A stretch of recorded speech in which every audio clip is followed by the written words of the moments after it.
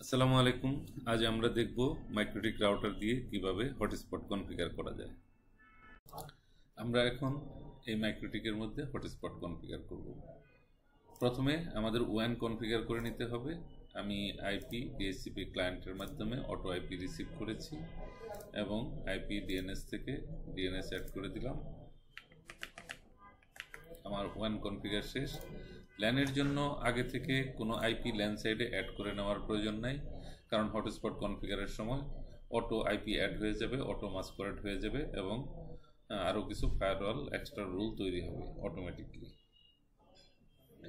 Hotspot আমরা কখন করে থাকি? যখন আমরা কোথাও প্রিপেইড সলিউশন দিতে চাই বা ইউজারদেরকে একটা নির্দিষ্ট সময়ের জন্য ইউজ করার সুযোগ দিতে চাই, কিংবা একটা জিবি ডাটা লিমিট দিয়ে দিতে চাই। 1 জিবি ডাটা 7 দিন ইউজ করবে, কিংবা 10 জিবি ডাটা 1 মাস ইউজ করবে। এরকম লিমিট যখন দিতে চাই, ডাটা লিমিট এবং টাইম লিমিট যখন দিতে চাই, তখন আমরা হটস্পট কনফিগার করি। আমাদের ডিএসসিপি বা স্ট্যাটিক আইপি বা পিপিপিও এর মধ্যে এই পদ্ধতি নেই। ডাটা লিমিট বা টাইম লিমিট করার সুযোগ নেই। যদি রেডিয়াস ইউজ করি সেটা ভিন্ন কথা, কিন্তু রেডিয়াস ছাড়া আমাদের পিপিপি ওই স্ট্যাটিক আইপি বা ডিএসসিপির মধ্যে ডাটা লিমিট বা টাইম লিমিট দেওয়ার কোনো সুযোগ নেই। হটস্পট কনফিগার করলে আমরা একটা লগ ইন পেজ পাবো, যেসব ইউজার ক্রিয়েট করব তাদেরকে আমরা ডাটা লিমিট দিতে পারবো, টাইম লিমিট দিতে পারবো। তো প্রথমেই আমি চলে যাচ্ছি আইপি থেকে হটস্পট। আমার ওয়ান কনফিগার করা আছে, ল্যানে কোনো আগে থেকে আইপি বসানো নেই। আমি চলে যাচ্ছি হটস্পট সেট আপে। আমি যদি ইথার 2 দিয়ে করি, ইথার 1-এ আমি রিসিভ করেছি, আমি যদি ইথার 2 দিয়ে করি তাহলে 2 থেকে সুইচে কেবল দিয়ে সবগুলো পিসিতে কানেকশন দিতে হবে। আর যদি আমি ওয়াইফাইতে করি তাহলে ওয়াইফাই থেকে আমি ইউজ করতে পারবো মোবাইল বা ল্যাপটপ দিয়ে। আর যদি আমি উভয়টাতে করতে চাই তাহলে প্রথমে আমাকে একটা ব্রিজ ইন্টারফেস অ্যাড করে নিতে হবে। তো আমি ইথার 5 এবং ওয়্যারলেস দিয়ে যৌথভাবে করতে চাই, এজন্য আমি প্রথমে ব্রিজে ক্লিক করে প্লাসে ক্লিক করে ব্রিজ 1 অ্যাড করলাম। পোর্টে গিয়ে প্লাসে ক্লিক করে ইথার 5। আমরা যদি ইথার এবং ওয়্যারলেস দুটাই কনফিগার করতে চাই তখন শুধু আপনি এই ব্রিজ কনফিগার করবেন, তা না হলে এই ব্রিজ কনফিগার অংশটুকু বাদ দিতে পারেন। যদি শুধু ওয়্যারলেস বা শুধু ইথারে করেন তাহলে এই ব্রিজ কনফিগার অংশটুকু বাদ দিতে পারেন। আমি ওয়্যারলেসটাকে আরও রেডি করে দিচ্ছি। ওয়্যারলেসটা ডিজেবল আছে, এটাকে এনেবল করে দিচ্ছি। এটা স্টেশন মোড থাকবে না, থাকবে এপি ব্রিজ মোড, এবং এখানে একটা নাম দিয়ে দিতে পারেন।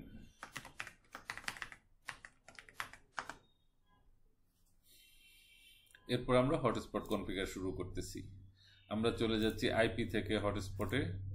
এখানে হটস্পট সেট আপে গিয়ে যেহেতু আমরা ব্রিজ করেছি সেহেতু আমরা ওয়্যারলেস বা ইথার 2 দেব না। এখন আমরা চলে যাচ্ছি ব্রিজে। ব্রিজের ভিতরে রয়েছে ইথার 5 এবং ওয়্যারলেস। ব্রিজ দিয়ে হটস্পট করলে ইথার 5 এবং ওয়্যারলেস দিয়ে আমি ইউজ করতে পারবো। এখানে ব্রিজ সিলেকশন দিয়ে নেক্সট, এই ব্লকের আইপি দেওয়া হবে হটস্পট ইউজারদের। আপনি চাইলে এখানে চেঞ্জ করেও দিতে পারবেন। মাস্কওয়ার্ড টিক দেওয়া আছে, এই ব্লকটা মাস্কওয়ার্ড হয়ে যাবে। নেক্সট, ইউজারদেরকে আইপি দেবে 10.550.2 থেকে 10.550.254 পর্যন্ত। তার মানে ওই ব্লকের 2 থেকে 254 পর্যন্ত আইপি হটস্পট ইউজারদের বিতরণ করবে। আপনি চাইলে রেঞ্জ আরও বড় করে নিতে পারেন, নেটওয়ার্ক বড় করে নিতে পারেন। সেক্ষেত্রে প্রথমে যে আইপিটা /24 দেখাচ্ছিল ওখানে /22 দিয়ে দিতে পারেন। 4 ব্লক আইপি পাবে। সেখানে আপনি এখানেও 4 ব্লক রেঞ্জের মধ্যে নিয়ে আসতে পারেন।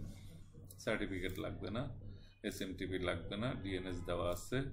এখানে একটা নাম দিতে হবে, আপনার নিজের নাম সাথে একটা সংখ্যা দিয়ে .com দিতে পারেন। dmdhotspot.com, এরকম আপনি আপনার পছন্দের যে কোনো একটা নাম দিয়ে একটা এই রাউটারের একটা নাম দিতে পারেন। নেক্সট, অ্যাডমিন নামে একটা ইউজার তৈরি হবে, কোনো পাসওয়ার্ড নেই। নেক্সট, একটা ডিফল্ট ইউজার তৈরি হলো অ্যাডমিন। এখানে ইউজার লিস্ট আমরা দেখতে পাবো, অ্যাডমিন নামে একটা ডিফল্ট ইউজার তৈরি হয়েছে। এটা চাইলে আমরা ডিলিট করেও দিতে পারি, কোনো সমস্যা নেই। এখন আমাদের আর একটা কাজ করলেই হটস্পট কনফিগার শেষ হবে, সেটা হচ্ছে সার্ভার প্রোফাইল। সার্ভার প্রোফাইলের মধ্যে আমরা যে প্রোফাইলটা ক্রিয়েট হয়েছে এটাতে ডাবল ক্লিক করে এখানে যাব রেডিয়াসের উপর থেকে, রেডিয়াসে যাব, ইউজ রেডিয়াস টিক চিহ্ন দিব, ওকে করব। আমাদের হটস্পট কনফিগার শেষ। এখন আমরা যাদেরকে ব্যবহারকারীদেরকে ইউজার নেম পাসওয়ার্ড দিতে চাই ডাটা লিমিট সহ, আমরা এরকম কয়েকটা ইউজার তৈরি করব। আমরা যদি ব্যান্ডউইথের লিমিট দিতে চাই প্রোফাইল তৈরি করতে পারি 5 MB, 10 MB, 15 MB। আর যদি না করতে চাই তাহলে এখানে আমরা ডাটা লিমিট এবং টাইম লিমিট সেট করে দিতে পারি। প্লাসে ক্লিক করলাম, প্রথমে আমি একটা ইউজার তৈরি করতেছি, ইউজার নেম user1, পাসওয়ার্ড 123। প্রথমে সহজ পাসওয়ার্ড দিচ্ছি, আপনি লম্বা এবং জটিল পাসওয়ার্ড ব্যবহার করবেন। লিমিটের মধ্যে ডেটা এবং টাইম লিমিট দেওয়া যায়। আমি এখানে 3 দিনের কার্ড যদি তৈরি করতে চাই, 3D 30 ডেজের কার্ড তৈরি করতে চাইলে 30D স্পেস ঘন্টা মিনিট সেকেন্ড 0, আমি কত জিবি ডাটা তাকে দিতে চাই, 10 GB upload, 10 GB download, total 20 GB, এভাবে দিয়ে অ্যাপ্লাই, কপি। আরও অনেকগুলা ইউজার যদি আমি তৈরি করতে চাই তাহলে এইভাবে আমি আরও কিছু ইউজার তৈরি করব, ইউজার 3, ইউজার 4। এখন আমি পরীক্ষা করে দেখব ওই ইউজার নেম পাসওয়ার্ড যেগুলো আমি তৈরি করলাম সেগুলো কাজ করে কিনা এবং ডেটা লিমিট শো করে কিনা, সেটা এখন পরীক্ষা করে দেখব। তো আমি ইথার 5 থেকে আমার ল্যাপটপ কানেক্ট করেছি।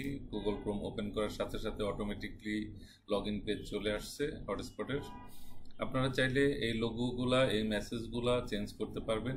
যারা HTML এর কাজ জানেন তারা মাইক্রোটিকে ঢুকে লগ ইন ফোল্ডারের আন্ডারে, login.html যে ফাইলটা আছে হটস্পট ফোল্ডারের আন্ডারে, সেই ফাইলগুলো এডিট করে আপনারা চাইলে এই পেজটাকে কাস্টমাইজ করে নিতে পারেন আপনাদের পছন্দ মতো।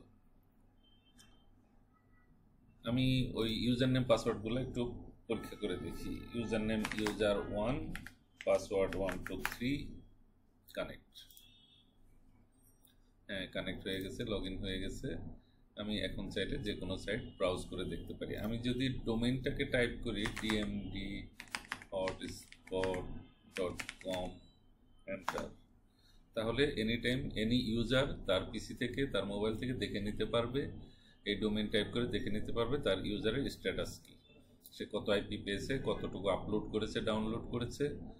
এখানে 30 জিবি ডাটা দেওয়া হয়েছে, কতটুকু আপলোড করেছে সেটা সে দেখতে পারবে, আপলোড ডাউনলোড, এবং কত সময় যাবত কানেক্টেড আছে আর তার হাতে কত সময় বাকি আছে এটা সে দেখতে পারবে। এখান থেকে লগ আউটও করা যাবে। আপনি চাইলে যে কোনো সময় যে কোনো ইউজারের ব্যালেন্স বাড়িয়ে দিতে পারবেন। ধরুন এই ইউজারের ম্যাচ শেষ হয়ে গেছে, ডিসকানেক্ট হয়ে গেছে, সে আর লগ ইন করতে পারতেছে না, আপনাকে টাকা বিকাশ করে দিল, আপনি এখান থেকে ব্যালেন্স বাড়িয়ে দিতে পারবেন। 30 দিনকে 60 দিন করে দেন, 90 দিন, 10 জিবিকে 20 জিবি করে দিতে পারেন, এভাবে তার ব্যালেন্স বাড়িয়ে দিতে পারেন। এখানে রিসেট কাউন্টার দিয়ে তার যা ইউজ হয়েছে সমস্ত কাউন্টারকে আপনি রিসেট করে দিতে পারেন। ইউজার প্রোফাইলের মধ্যে প্লাসে ক্লিক করে আপনি ব্যান্ডউইথের লিমিট সেট করে দিতে পারবেন, per user 10 MB by 10 MB, 10 M by 10 M। Shared user এখানে যদি 100 দিয়ে দেন তাহলে এই প্রোফাইলের আন্ডারে যেসব ইউজার তৈরি হবে তারা একটা ইউজার নেম দিয়ে 100 জন, যেমন গেস্ট নামে একটা ইউজার করে দিলেন, আপনার 500 গেস্ট আসবে, এখানে 500 দিয়ে দিলেন, তাহলে ওই গেস্ট ইউজার দিয়ে 500 ইউজার লগ ইনে থাকতে পারবে। ম্যাক কুকিজ, এখানে আপনি যদি চান যে 30 দিন ওই ইউজার আর লগ ইন পেজ ফেস করতে হবে না, লগ ইন পেজ সামনে আসবে না, তার লগ ইন ক্রেডেনশিয়াল এখানে রাউটারে সেভ হয়ে থাকবে, কুকিজের মধ্যে সেভ হয়ে থাকবে, 30 দিন তার কাছে আর ইউজার নেম পাসওয়ার্ড চাবে না, 30 ডেজ আপনি বাড়াই দিতে পারেন কুকিজ টাইম। অ্যাক্টিভের মধ্যে দেখা যাবে এই মুহূর্তে কোন কোন ইউজার লগ ইনে আছে এবং কে কতটুকু ব্যান্ডউইথ টানতেছে, তার সেশন টাইমটাও দেখা যাবে, সে লাস্ট যে সেশন অনলাইনে আছে সেখানে তার session time, up time, idol time, এগুলো দেখা যাবে। আইপি বাইন্ডিং এর মধ্যে আপনি চাইলে কিছু আইপি, কিছু ম্যাক অ্যাড্রেসকে স্কিপ করে দিতে পারেন। কোনো একটা আইপি ক্যামেরা আছে, তাকে একটা আইপি দিয়েছেন যাকে আপনি চাচ্ছেন বাইপাস করে দিতে হটস্পট থেকে, তার আইপিটা দিয়ে এখানে যদি আপনি বাইপাস দিয়ে দেন, ওকে করে দেন, তাহলে ওই user log in page face করবে না। যদি একটা ক্যামেরাকে একটা আইপি দিয়ে থাকেন, সে ক্যামেরা কিভাবে লগ ইন করবে, কোনো একটা প্রিন্টারকে আইপি দিয়েছেন, তাদেরকে আপনি যদি হটস্পট বাইপাস করাতে চান কোনো একটা আইপিকে, তাহলে এটা ইউজ করতে পারেন। ওয়াল গার্ডেন, এখানে চাইলে আপনি কোনো একটা ডোমেইন, আপনার অফিসের একটা নিজস্ব ডোমেইন, একটা ওয়েব মেইল আছে, সেটাকে আপনি এখানে যদি দিয়ে দেন, ওয়েব অ্যাড্রেস www.webmail.onesky.com, এরকম যদি নিজস্ব কোনো ওয়েব মেইল সার্ভার থাকে সেটাকে আপনি অ্যালাউ করে দিলে ওই ব্যালেন্স থাকুক বা না থাকুক ওই পেজ আপনার সবসময় ওপেন হবে। ইউজার এই পেজে যাওয়ার জন্য কখনোই ব্যালেন্সের জন্য অপেক্ষায় থাকবে না, ব্যালেন্স না থাকলেও সে এই পেজটাতে লগ ইন করতে পারবে। আপনার এফটিপি সার্ভার, আপনার ওয়েব মেইল, অফিসের কোনো প্রিন্টার বা কোনো কিছু আপনি চাইলে এখানে অ্যালাউ করে রাখতে পারেন। এটা ওটার মতোই অনেকটা, আপনি অ্যাড্রেস লিস্ট ব্যবহার করে 100, 150, 50টা 200টা আইপি এখানে অ্যাড্রেস লিস্টের মধ্যে অ্যালাউ করে দিতে পারেন। কোনো একটা অ্যাড্রেস লিস্ট বানিয়ে সেই সাইটগুলো এখানে অ্যাড করে দিতে পারেন। স্পিড টেস্ট বা কোনো কোনো সাইট যেগুলো ব্যালেন্স না থাকলেও অ্যাক্সেস করতে পারবে, এরকম অ্যাড্রেস লিস্ট তৈরি করে বা কিছু ইউজারকে দিয়ে দিতে পারেন যে ইউজারগুলা ব্যালেন্স ছাড়াই ইউজ করতে পারবে। আপনার অফিসের বা নিজস্ব কিছু আইপি আছে সেগুলোকে আপনি অ্যাকসেপ্ট করে দিতে পারেন। কোনো একটা ইউজার অলরেডি লগ ইনে আছে, তার ম্যাক অ্যাড্রেসটা, কুকিজটা এখান থেকে মুছে দিতে চান যাতে করে তার লগ ইন পেজ এখনই সামনে আসে। এখানে যতক্ষণ থাকবে ততক্ষণ আর লগ ইন পেজ সামনে আসবে না।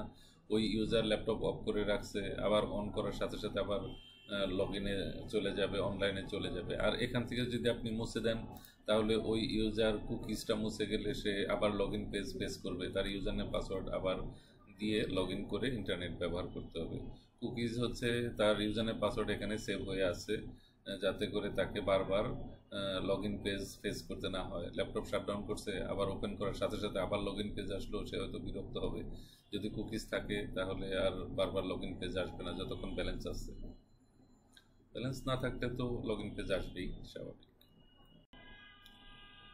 হটস্পট এবং পিপিপিওই সার্ভার একসাথে রাখা যায়, কিন্তু হটস্পটের সাথে ডিএসসিপি বা স্ট্যাটিক আইপি একসাথে রাখা যায় না, একই সুইচে একই সাথে রাখা যায় না। এই হচ্ছে আমাদের হটস্পট সংক্রান্ত যাবতীয় বক্তব্য।